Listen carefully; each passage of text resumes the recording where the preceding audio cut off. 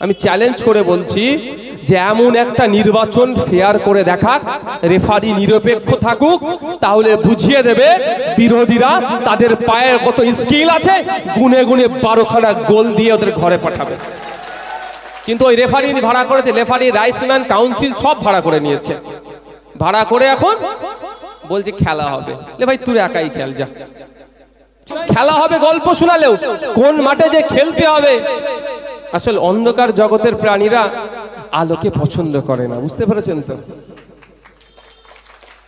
খেলা হবে কিভাবে? ভাই টেকনিকে তো খেলাবে, তোমার টেকনিক কি আছে, আমার টেকনিক কি আছে, তার বাদ দিয়ে রেফারিকে ভাড়া করে ওই পুলিশের মতো রেফারিকে যদি সাইডে নিয়ে নাও, ভাই যত ভালো প্লেয়ার হোক না কেন, ও গোল দিলে বলবে অফসাইড, আর অফসাইডে দাঁড়িয়ে গোল দিয়ে বলবে হ্যাঁ এটা বৈধ গোল। এই হচ্ছে না? আমার ছোট মানুষ হলেও আমার কাছে এই মুহূর্তে অনেক বড় বড় অফার এসেছে। যদি আপাতত দৃষ্টিতে দেখতে চাই, এই মুহূর্তে পশ্চিমবাংলার সব থেকে বোকা মানুষটির নাম নওশাদ সিদ্দিকী, কিন্তু আমি মানুষের জন্য 100 বার বোকা হতেও প্রস্তুত আছি। আমাকে অফার দেওয়া হয়েছিল বিভিন্নভাবে টাকা পয়সা, মন্ত্রিত্ব। আমি বলেছিলাম 4টে ডিমান্ড আমি রেখে করব। 2টো ডিমান্ড আগে বলছি, এই 2টো ডিমান্ড পূরণ হলে আরো 2টো ডিমান্ড রাখবো, আর এই 4টে ডিমান্ড পূরণ হলে আমাকে কোনো দলে লাগবে না, আমি রাজনীতি থেকে অবসর নিয়ে নেবো, আমি রাজনীতি করব না। তার মধ্যে 2টো ডিমান্ড আমার ছিল যে 8টা ডিস্ট্রিক্ট আমি বলবো, 8টা ডিস্ট্রিক্টে 8টা পিজি হসপিটালের মতো, কলকাতা চিত্তরঞ্জন ন্যাশনাল মেডিকেল কলেজের মতো, আরজিকর হসপিটালের মতো এই ধরনের উন্নত মানের স্টার হসপিটাল 8টা ডিস্ট্রিক্টে বানিয়ে দিতে হবে। এই ডিমান্ড আমি রেখেছিলাম। স্বাস্থ্য বিপ্লব ঘটাতে হবে পশ্চিমবাংলাতে। কিন্তু দুর্ভাগ্য আমাদের, ওটা তো দূরের কথা। তারপরে আমার কাছে আর খবর আসেনি। ও জানে, ও ভেবেছিল হয়তো আমি কিছু টাকা পয়সা নেবো, কিছু পদ নিয়ে নেবো, আমি তৃণমূলে জয়েন করবো। অত সহজ? জেলে বসে ভাই, জেলে বসে শহীদ গোপীনাথ সাহার ইতিহাস পড়েছি। আমার বয়স তো এখন 30 পার হয়ে গেছে, আমাদের 30 পার হয়েছে, কিন্তু জেলে বসে গোপীনাথ সাহার জীবনী পড়েছি। 19 বছর বয়স তার, মানে আমার থেকে 10-11 বছরের ছোট। শুনে যান আপনারা। শহীদ গোপীনাথ সাহা, শ্রীরামপুরে, আমাদের শ্রীরামপুর ক্ষেত্রমোহন স্ট্রিটে ওনার বাড়ি ছিল। ওনাকে ফাঁসির অর্ডার দিয়েছিল ব্রিটিশরা, ব্রিটিশদের বিরুদ্ধে লড়াই করতে গেছিল, অনেক ইতিহাস। তো ওনার যেদিন ফাঁসির অর্ডার মানে হয়, তার থেকে ফাঁসির হওয়ার দিন 11-12 দিন মতো ছিল। উনি ভয় পেয়ে যাননি। উনি ভয় পেয়ে ব্রিটিশদেরকে আছে মুছ লেখা দেয়নি যে আমাকে ক্ষমা করে দাও, আমি তোমার হয়ে দালালি করব, করেননি। তার পরিবর্তে উনি উনার শরীরের কসরত করিয়ে 5 পাউন্ড বাড়িয়ে দেখিয়ে দিয়েছিল ব্রিটিশ বর্বরদেরকে যে ভারতীয়রা তোমাদের জন্য যথেষ্ট, তোমাদেরকে এখান থেকে বিতাড়িত করবে। তার জীবনী আমি কিন্তু জেলে বসে পড়েছি। সুতরাং আমাকে তৃণমূলের মতো কেনার মতো জায়গায় ওরা পৌঁছায়নি। তো বলার বক্তব্য এটাই যে আমাদের বীর পুরুষেরা, আমাদের পূর্বপুরুষেরা, বিনয় বাদল দীনেশ থেকে, মাতঙ্গিনী হাজরা থেকে, প্রীতিলতা ওয়াদ্দেদার থেকে শুরু করে, আশফাকুল্লাহ থেকে শুরু করে, ক্ষুদিরাম থেকে শুরু করে আপনার বিরসা মুন্ডা, যত হাজার হাজার বীর পুরুষেরা সংগ্রাম লড়াই করে আমাদেরকে সংবিধান দিয়ে গেল। সেই সংবিধানে স্বাস্থ্যের অধিকার, মৌলিক অধিকারের কথা বলা আছে। আপনি রাজ্যের দায়িত্ব নিচ্ছেন, মানে রাজ্যের বা রাষ্ট্রের কোনো নাগরিক যদি অসুস্থ হয়, তাকে বিনামূল্যে আপনাকে স্বাস্থ্য পরিষেবা দিতে হবে, তাকে সুস্থ করে তুলতে হবে। এটা হচ্ছে একটা রাজ্যের দায়িত্ব। আর অপদার্থ রাজ্য সরকার আপনার হাতে একটা স্বাস্থ্য সাথী কার্ড তুলে দিয়ে বলছে আমি দায়িত্ব থেকে খালাস হয়ে গেলাম। এটা তো নয়, এটা উল্টে বেসরকারীকরণের দিকে ঠেলে দেওয়া হচ্ছে, আর সরকারি স্বাস্থ্য প্রতিষ্ঠানগুলোকে ধ্বংস করার অপচেষ্টা চালাচ্ছে। আপনারা দেখতে পাবেন যত বেসরকারি নার্সিংহোমগুলো আছে, ম্যাক্সিমাম বলছি, তাদের মালিকের সাথে শাসক দলের ব্লক লেভেলের নেতাদের খুব ভালো সম্পর্ক। কেন বলুন তো? সরকারি হসপিটালে যদি এক্সরে মেশিন ঠিক থাকে, থোড়ি আমি টাকা খরচ করে বেসরকারি হসপিটালে যাব? যদি বেসরকারি হসপিটালে আমি না যাই, ওগুলো মাছি মারবে। তাহলে কি করতে হবে? সরকারি হসপিটালের এক্সরে মেশিন খারাপ রাখতে হবে। এক্সরে মেশিন ঠিক থাকলেও বলবে টেকনিশিয়ান নাই, টেকনিশিয়ান থাকলে কি বলবে? ওই প্লেট নাই প্রিন্ট করার, প্লেট থাকলে কি বলবে? পেজ নাই রিপোর্টটা প্রিন্ট করার। ঔষধ তো আছেই আছে। তাহলে এই যে দাবি আজকে করছে সুপার স্পেশালিটি হসপিটাল বানাবার, আমাদের আওয়াজ তুলতে হবে। স্বাস্থ্যসাথী কার্ড আপনার দিচ্ছে 5 লক্ষ টাকা বলছে। আপনারা বলুন এখানে যারা আছেন, আমার তো অনেক সমস্যার সম্মুখীন হয়। একসাথে যদি 3টে অপারেশন কারো প্রয়োজন হয়, বলেন যারা স্বাস্থ্যসাথী কার্ডে ফ্যাসিলিটিস নিয়েছেন, আমি অনেকজনকে বলেছি নিতে, কি করব? অপশন নাই। তো বলুন তাহলে হবে একটা অপারেশন করতে হবে, 1 মাস অপেক্ষা করতে হবে, আবার একটা অপারেশন, আবার 1 মাস অপেক্ষা, তারপরে আবার একটা অপারেশন, মানে 3 মাস লাগবে। 3 মাস আপনি বেড রেস্টে থাকলেন, 3 মাসে আপনার সংসার ধ্বংস হয়ে গেল। কেন আমি স্বাস্থ্যসাথী কার্ড নেব? এই পর্যন্ত প্রায় বিধানসভায় ডেটা অনুযায়ী 10,000 কোটি টাকা স্বাস্থ্যসাথী কার্ডের মাধ্যমে পশ্চিমবাংলার মানুষরা স্বাস্থ্য পরিষেবা পেয়েছে বলে চিৎকার করে শোনাচ্ছে। তো আপনাদের বলি, যদি ওই 10,000 কোটি টাকাটাকে সঠিকভাবে কাজে লাগানো যেত, কল্যাণী এইমস এর মতো 10টা এইমস, 10টা ওই ধরনের স্টার হসপিটাল রাজ্যের 10টা জেলাতে হয়ে যেত, তাহলে আর কলকাতায় শিলিগুড়ির মানুষকে ছুটে আসতে হতো না, ঝাড়গ্রামের মানুষকে ছুটে যেতে হতো না, পুরুলিয়ার মানুষকে ছুটে যেতে হতো। কিন্তু করছে না কেন? কারণটা কি? সব করছে, বলছে রাস্তা করে দেবো, হ্যান করে দেবো, লাইট দিয়ে দেবো, সব করে দেবো। আরে ব্লকের স্বাস্থ্য কেন্দ্রটাকে সুপার স্পেশালিটিতে উন্নতিকরণ করে দিলেই এই ব্লকের যত মানুষ আছে ট্রিটমেন্ট ব্লক থেকে নেবে। সেখান থেকে যদি কোনো অসুবিধা হয় জেলায় যাবে, কলকাতায় যাওয়ার প্রয়োজনই পড়বে না। কিন্তু তা না করে কি করছে? ব্লকের হসপিটালটাকে অকেজো করে রেখে দিচ্ছে।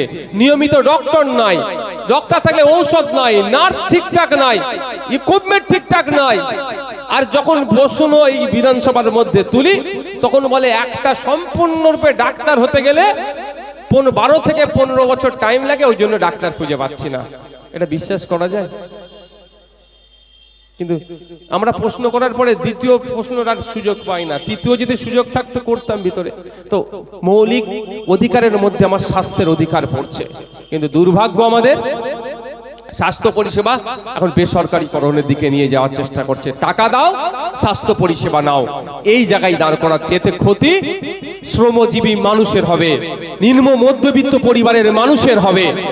এই জন্য আমাদেরকে ঐক্যবদ্ধ হতে হবে, আওয়াজ তুলতে হবে যে দত্তপুকুরের মতো এই জনবহুল এলাকাতে আমরা সরকারি স্বাস্থ্য কেন্দ্রের উন্নত মানের করতে হবে। এখন লেটেস্ট ব্লক লেভেলে যেগুলোর জন্য আমরা বারবার দাবি করছি, সেটা সুপার স্পেশালিটি হসপিটাল দত্তপুকুরে তুলতে হবে। এটা শুধু একদিনের দায়ী আওয়াজ নয়, স্টুডেন্ট ফ্রন্ট যে আওয়াজ তুলেছে একটা সংগঠন আওয়াজটা নয়, দত্তপুকুরের প্রত্যেকটা মানুষকে আওয়াজ তুলতে হবে। যার যে রাজনৈতিক দল ভালো লাগে সে করবেন, এটা আমার ইন্ডিয়ার দেশের বিউটি যে আমি আমার স্বাধীন মত প্রকাশ করতে পারবো। এটা আমার দেশের বিউটি, এটাকে কোনোভাবেই ধ্বংস করতে দেওয়া যাবে না। যে আপনার বিজেপি ভালো লাগে, আমি আইএসএফ করি বলে আপনাকে কথা বলতে দেব না, এটা সংবিধান চরম বিরোধী হবে। আপনি তৃণমূল ভালো লাগে, আমি আইএসএফ করি, আপনার কথাকে আটকে দেব, এটা সংবিধান বিরোধী হবে। সুতরাং রাজনৈতিক পরিচয় যে যার থাকবে। আর এটা আমি গর্ব করে বলি যে ভারতবর্ষের মতো দেশে সর্ববৃহৎ লিখিত সংবিধান আমরা পেয়েছি।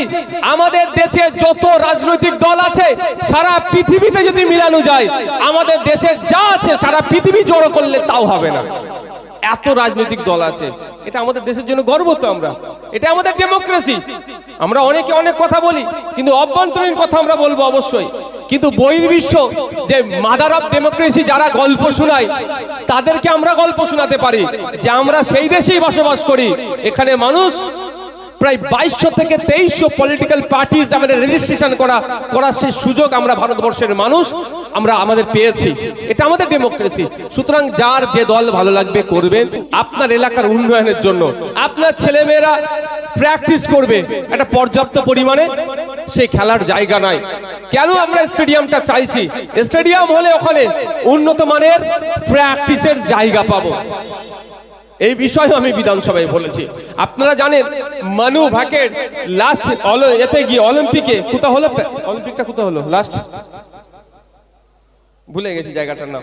লাস্ট অলিম্পিকে গিয়ে প্রথম যে মেডেলটা পাই পাঞ্জাব নালে হরিয়ানার মানু ভাকের নাম, ওনার একজন মহিলা। তারপরের দিনে বিধানসভায় নয়, মন্ত্রীরা যেন মন্ত্রী গিয়ে মেডেলটা নিয়ে এসেছে, এমন হাতফাত করছিল। আমার দেখে খুব একটা সহ্য হলো না। তারপরের দিনে একটা মেনশন করেছি যে 127 জন মতো অলিম্পিকে গিয়েছে দেশের হয়ে পার্টিসিপেট করতে, পশ্চিমবাংলার কজন আছে সেটা একটু বলুন তো। কেন পশ্চিমবাংলা থেকে অলিম্পিকে ভারতের হয়ে প্রতিনিধিত্ব করার সংখ্যা দিনের পর দিন কমে যাচ্ছে? একটা সময় ছিল পশ্চিমবাংলাকে ফুটবলের মক্কা বলা হতো। যেই পশ্চিমবাংলা আফটার ব্রাজিল প্রতিটা বাড়িতে বাড়িতে ফুটবলার পাওয়া যেত। পশ্চিমবাংলার প্রতিনিধি ইন্ডিয়ান টিম ফুটবল টিমে 10-12 জন পর্যন্ত একটা সময় ছিল খেলতো, আর এখন মাত্র একজন পশ্চিমবাংলার প্লেয়ার ইন্ডিয়ান ফুটবল টিমে আছে। তাহলে আমাদের এটা ধ্বংস করছে কে? সরকার। খেলার মাঠগুলোকে প্রমোটিং করে দিচ্ছে। এই বারাসাতের কথা বলছি, ভলিবল একাডেমি ছিল, এখন জানি না কি অবস্থায় আছে। আপনাদের বারাসাত কাছেই তো, ওখান থেকে ন্যাশনাল ইন্ডিয়ার হয়ে খেলেছে, সেই সব প্লেয়ার বেরিয়েছে। এখন ওই মাঠটি নাকি প্রমোটিং করার জন্য ঘিরে নিচ্ছে। তাহলে বলুন সেটা খুলবে কোথায়? এই যে ফুটবল মাঠের কথা বারবার বলছি আমরা, ক্রিকেট মাঠের কথা, স্টেডিয়ামের কথা কেন বলছি? এখন যুগের সাথে তাল মিলিয়ে প্র্যাকটিস করতে হবে। একটা সময় ছিল আমার বাপ কাকারা যারা, আপনাদের জেঠুরা যারা, তারা যেমন খাদ্য খেত, বিশাল ক্ষমতা ছিল, তারা বিনা ট্রেনিং এ ইন্ডিয়ান ফুটবল টিম কাঁপিয়ে এসেছে। কিন্তু এখন কিছু টেকনিক্যাল পার্টও থাকে। আমরা স্টেডিয়াম ওই জন্যই চাইছি যে এখানে প্রপার অনুশীলন হবে, প্র্যাকটিসটা যথাযথ হবে। এই দত্তপুকুরের ছেলেরা শুধু পশ্চিমবাংলার ক্রিকেট ফুটবল টিম নয়, দেশের ফুটবল টিমের হয়ে, দেশের ক্রিকেটের টিম হয়ে, দেশের বিভিন্ন যে ডিসিপ্লিন আছে সেই সমস্ত হয়ে প্রতিনিধিত্ব যাতে করতে পারে, তার সূচনা আমরা এখান থেকে চাইছি। এই জন্যই আমাদের ছেলেরা এখানে স্টেডিয়াম চাইছে দত্তপুকুরের মানুষের জন্য। তবে স্টেডিয়াম তখনই হবে দত্তপুকুরের প্রত্যেকটা মানুষ তার রাজনৈতিক পরিচয়ের ঊর্ধ্বে গিয়ে দত্তপুকুর স্টেডিয়াম চাই বলে যখন আওয়াজ তুলবে, সরকার তখন বাধ্য হবে এখানে স্টেডিয়াম করে দিতে।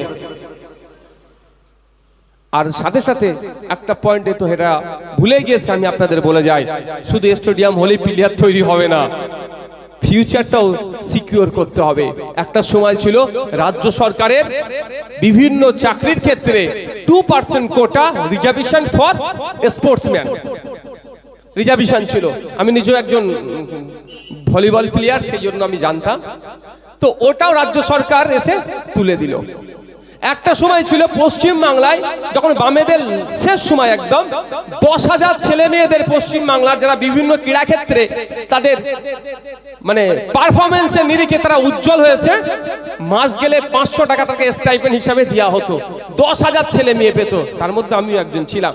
তো তারপরে বামের সরকার পরিবর্তন হয়ে তৃণমূল আসলো।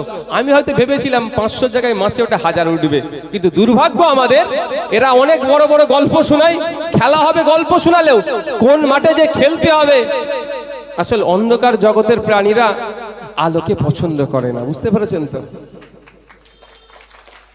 খেলা হবে কিভাবে ভাই? টেকনিকে তো খেলাবে। তোমার টেকনিক কি আছে, আমার টেকনিক কি আছে, তার বাদ দিয়ে রেফারিকে ভাড়া করে ওই পুলিশের মতো রেফারিকে যদি সাইডে নিয়ে নাও, ভাই যত ভালো প্লেয়ার হোক না কেন, ও গোল দিলে বলবে অফসাইড, আর অফসাইডে দাঁড়িয়ে গোল দিয়ে বলবে হ্যাঁ এটা বৈধ গোল। এই হচ্ছে না? আমি চ্যালেঞ্জ করে বলছি যে এমন একটা নির্বাচন ফেয়ার করে দেখাক, রেফারি নিরপেক্ষ থাকুক, তাহলে বুঝিয়ে দেবে বিরোধীরা তাদের পায়ের কত স্কিল আছে, গুনে গুনে 12খানা গোল দিয়ে ওদের ঘরে পাঠাবে। কিন্তু ওই রেফারি ভাড়া করেছে, রেফারি, রাইসম্যান, কাউন্সিল সব ভাড়া করে নিয়েছে। ভাড়া করে এখন বলছে খেলা হবে। ভাই তুই একাই খেল, যা, ছেড়ে দিয়েছি মাঠ এখন। আর ছেড়ে দেওয়ার জন্য তো আবার মানে ছেড়ে দিয়ে বেশিক্ষণ বসে থাকতে পারছি না। ওই ল কলেজে আমার বোনটাকে, শুধু ওই ল কলেজের কথা বলছি না, বিভিন্ন কলেজের কথা বলছি। খোঁজ নিয়ে দেখুন সিনিয়র দাদাদের হাতে নবগতা যে সমস্ত স্টুডেন্টরা আসে, কতজন কিভাবে হ্যারাসমেন্ট হয়, একটু খোঁজ নিয়ে দেখুন। অনেকে মুখ খুলতে পারে না।